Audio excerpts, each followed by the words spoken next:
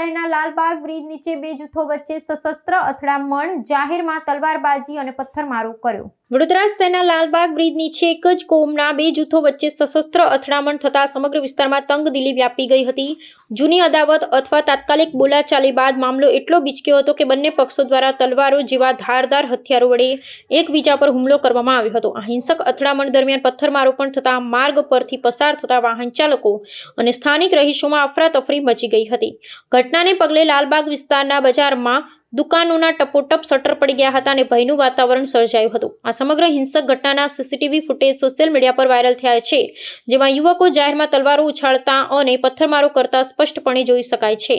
તલવારબાજીની આ ઘટનામાં બંને જૂથના સભ્યો ઉપરાંત આસપાસથી પસાર થતા કેટલાક નિર્દોષ નાગરિકોને પણ નાની મોટી ઈજા પહોંચી હતી। ઘટનાની જાણ થતાં જ 108 એમ્બ્યુલન્સની ટુકડીઓ સ્થળ પર દોડી ગઈ હતી અને તમામ ઈજાગ્રસ્તોને તાત્કાલિક સારવાર અર્થે નજીકની હોસ્પિટલમાં ખસેડવામાં આવ્યા હતા। હાલમાં કેટલાક ઈજાગ્રસ્તોની હાલત ગંભીર હોવાનું જાણવા મળ્યું છે। બનાવની ગંભીરતાને ધ્યાને રાખી વડોદરા શહેર પોલીસનો ઉચ્ચ અધિકારીઓ સહિતનો મોટો કાફલો ઘટના સ્થળે પહોંચી ગયો હતો।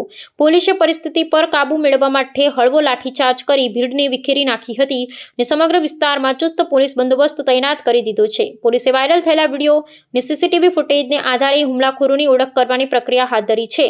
આ મામલે રાયોટિંગ અને હત્યાની કોશિશ હેઠળ ગુનો નોંધવાની તજવીજ શરૂ કરવામાં આવી છે અને જવાબદારો સામે કડક કાયદેસરની કાર્યવાહી કરવાની ખાતરી આપવામાં આવી છે।